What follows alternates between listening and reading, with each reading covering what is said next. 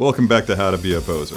Today we're going to be featuring a figure that I know absolutely nothing about. The Raiden Inferno Armor variant from Metal Gear Rise and Revengeance by Hot Toys.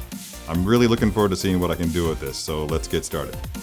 So here's Raiden in his really badass Inferno Armor. I remember when this figure came out at San Diego Comic-Con a couple of years ago, and seeing it for the first time I thought, wow, I have no idea what this is, but I have to have it. Come to find out that apparently he's a cyborg.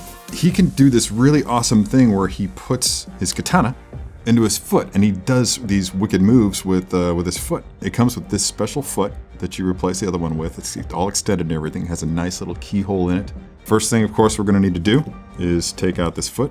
When you find that you have to exert some effort on a joint in order to remove it, that's fine. It's probably built to take it. You just have to be really careful about where you exert force.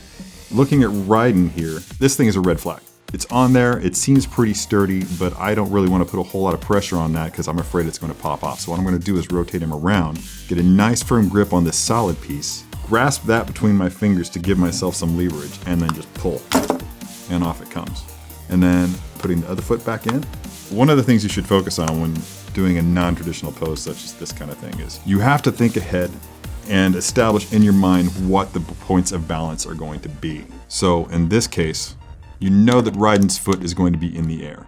So you're going to have at least two other contact points on the ground for him to balance on. This thing is not going to stand on one foot.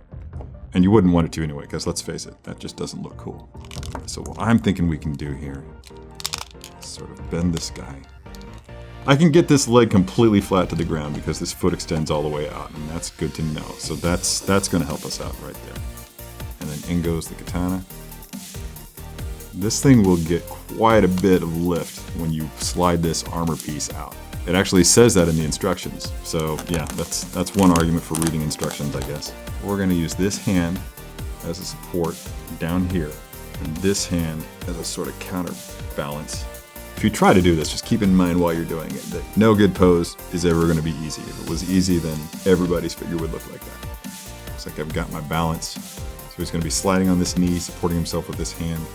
You know, 6-scale collecting, you can go out and discover a new character like this guy, and you'd still be able to do something really interesting with it. It still contributes to the look of your overall collection.